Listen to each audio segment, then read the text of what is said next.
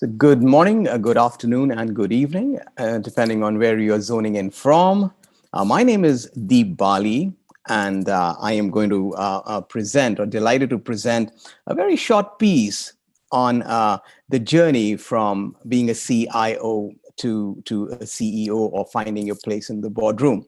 Now, the genesis of this piece was, I was having a bit of a chat with Tushar, and Tushar invited me to come on in and share some perspectives on the topic that I just shared with you. Now, I am an executive coach. I've been coaching for about 15 years now, across the globe, across spanning many geographies.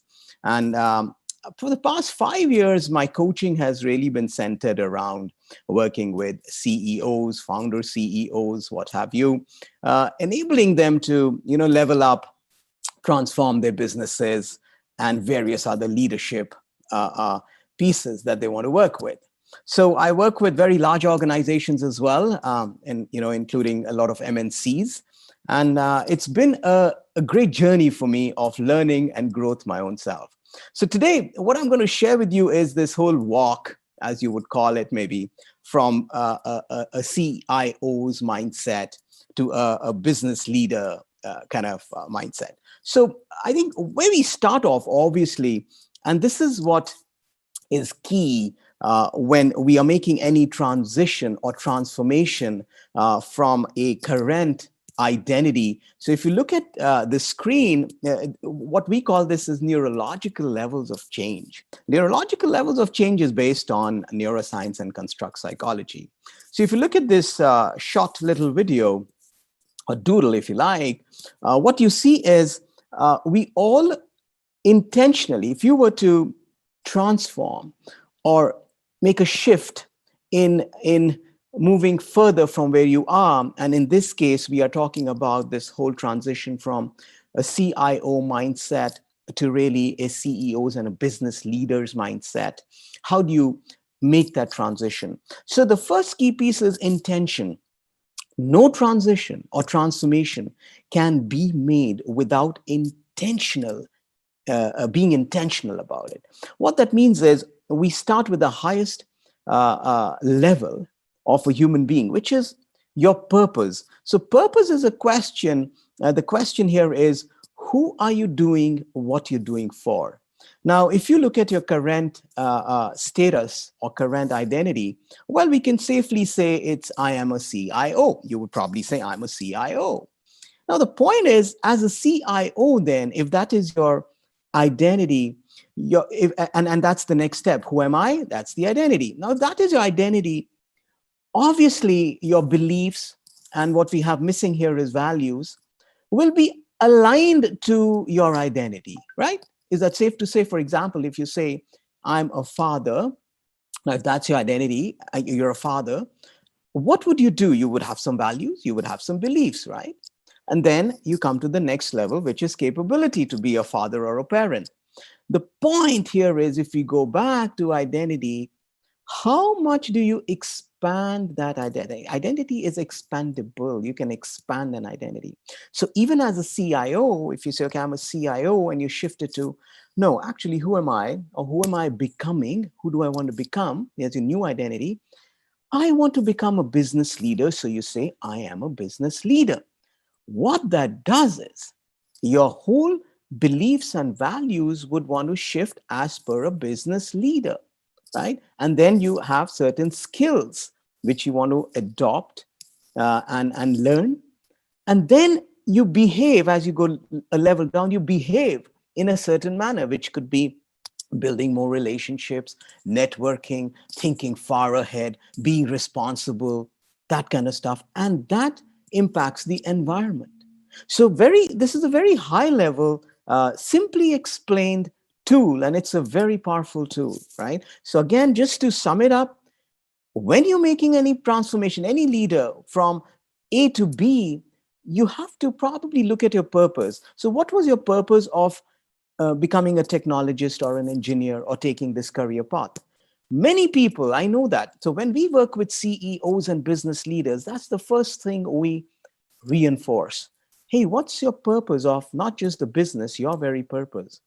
And that reflection surfaces many, many thoughts.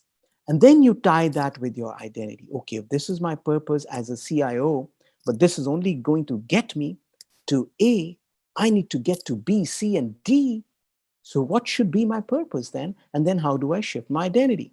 So obviously it's done via coaching. We do one-on-one coaching. We help people go through these levels, tie it in, and that's where your journey of transformation starts, right? So once we are quite clear with the new purpose and the new identity, and like I said, we then segue into something called, okay, then what would be the DNA of that identity if it's a business leader? So this is the entrepreneurial potential we are talking about. And this, what you see is an assessment taken by all the CEOs and business leaders, at least I worked with. This is the first thing we do. We lay this foundation to enable them to understand where are they in these 6 broad, we could call them competencies, or you could call them themes, what have you. So these are the 6 themes which are informed from tons and tons of research and tens of years of research by Saville. And then it's now Will Starvers Watson. They have acquired this company, one of the most validated assessments for an entrepreneur. For all the coaching I do for business leaders, we start from here. This is the starting point to get a sense of where you are in these 6 metrics. So getting into the zone. What do you really mean by getting into the zone? It's like, do you have that energy, the optimal state of mind to get into that zone? So this is a real report of a real person. If you know, this is a CEO I was coaching, and he scored a 10 in getting into the zone. But we'll come to the other areas where the score was fairly low. So now, what do you mean by, so it's having a strong purpose, and being able to share that purpose is all getting into the zone. When we talk of seeing possibilities, the big picture, options thinking, that's what very important for business leaders.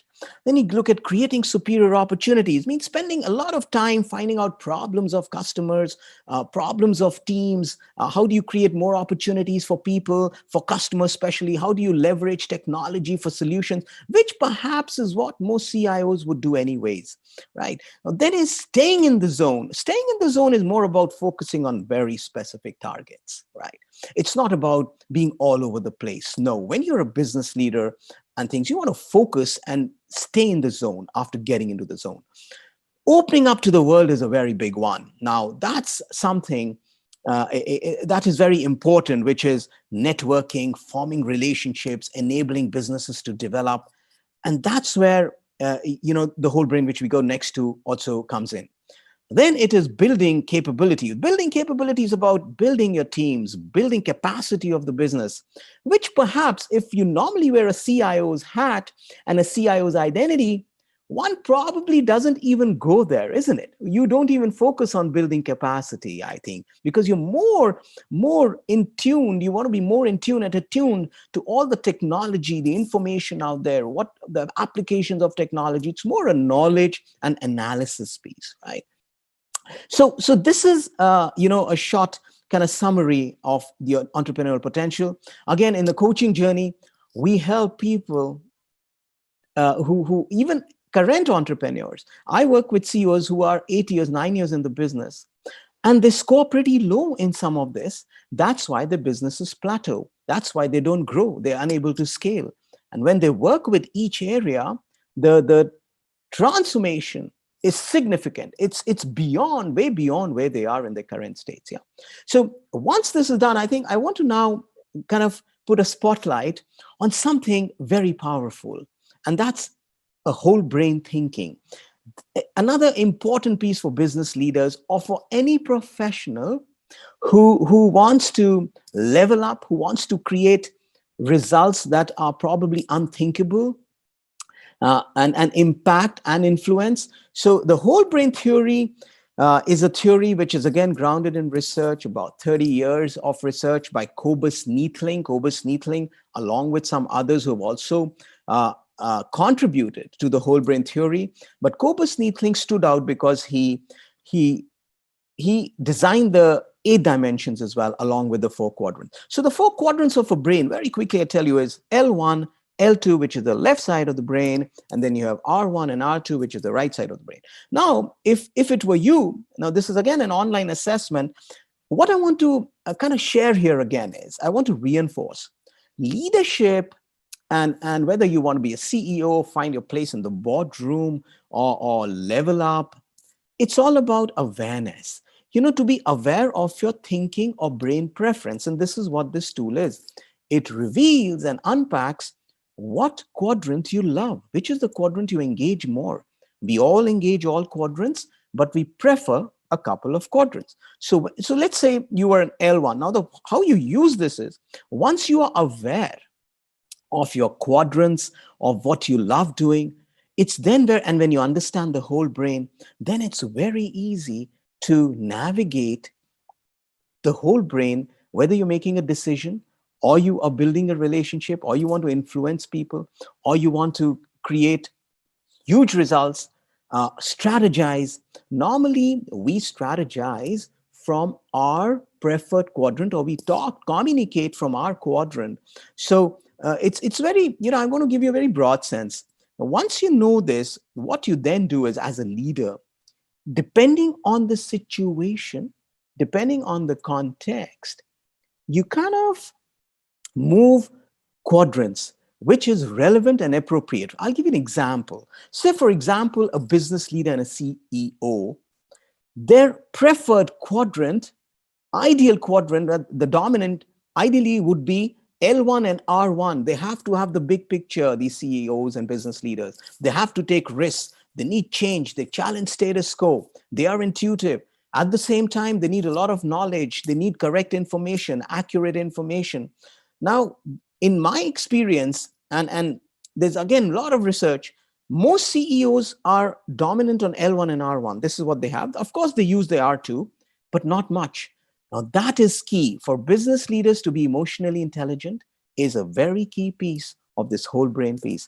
That means now you know that you need to build relationships, because L1s, and we've also noticed, mostly technologists and engineers are L1, L2. They're more left-brained.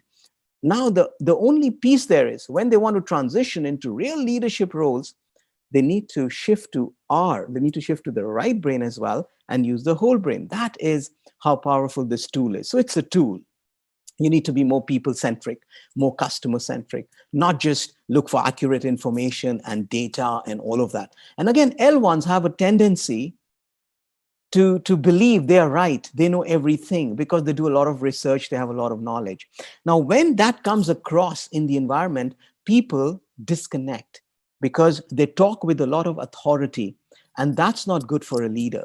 Leader wants to be more cognizant of the environment, yeah? So again, we go back to the whole piece of this whole brain. How from L1 you want to become an R2, and R1, how do you move around depending on the scenario and depending again on your identity. We go back to identity. If your identity is clear, who am I as a CIO? If you're all of this, then your transition, you'll be looked at really as a business leader anyways, or the what have you. So this is what I wanted to share today, this whole journey from your current state, your identity, to shifting an identity, to exceeding and going way further than where you are, is a journey, and a very structured journey. People do attempt to change, but they again go back to their old self. So that's what change does. This is more about transformation. Only if you transform will you not go back to your original identity, because you've just formed a new identity, right? So with that, I'd like to thank you all once again for inviting me over. And it was a delight to share this piece with you, which I love doing anyways. I'm passionate about it. And thank you very much. I'm signing off. Thank you.